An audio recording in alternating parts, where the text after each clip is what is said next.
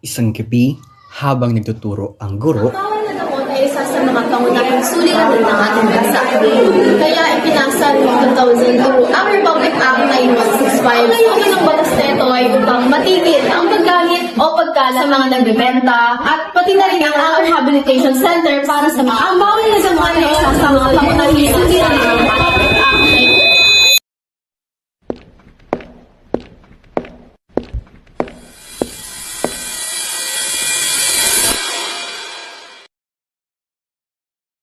Uy, bawal yan na. Kakaleson lang natin yan kanina. Sus! Sisingot ka rin naman eh. Ayoko nga magsira buhay ko. Oo, yung RA 9165?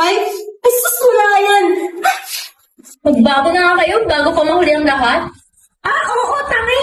Baka mahuli pa tayo ng pidega eh.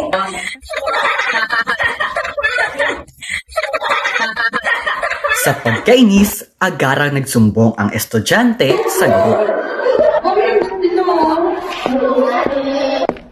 Diyos ko, ano nangyari sa mga batang to?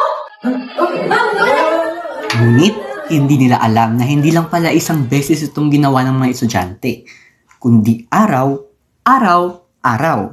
Kaya naman, nagdesisyon na umaksyon ang guro. Ay, naku, mga batang to talaga. Good morning, ma'am. Iniimbitahan ko po sa school, sa guidance, dahil may ginawa mo sa mga anak. Sumunod na araw, kasama na ang mga magulang ng mga bata na pumunta sa office. Morning po. Oh, anong ginagawa ninyo rito? Nandito po yung complaint ko about cooking.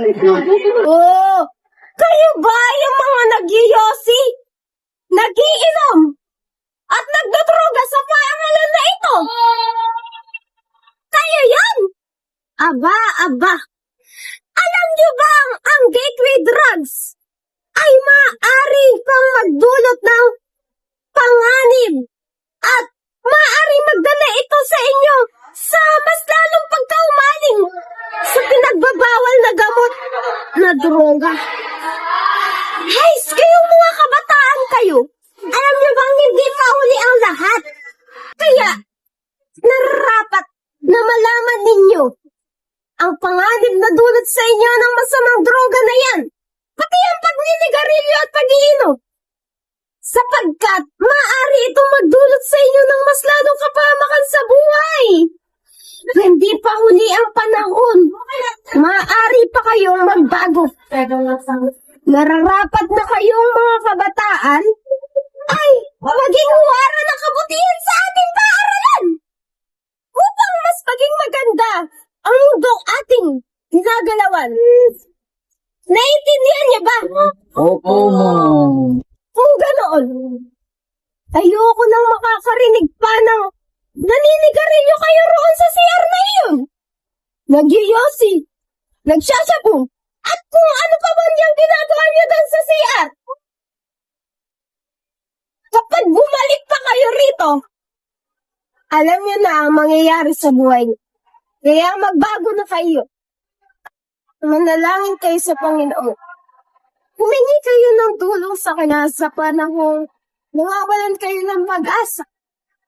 At kung pakiramdam niyo ay nais nang humithit, manalangin lang kayo sa Kanya upang ang pumasok sa isipan ninyo ay puro kabutihan lang.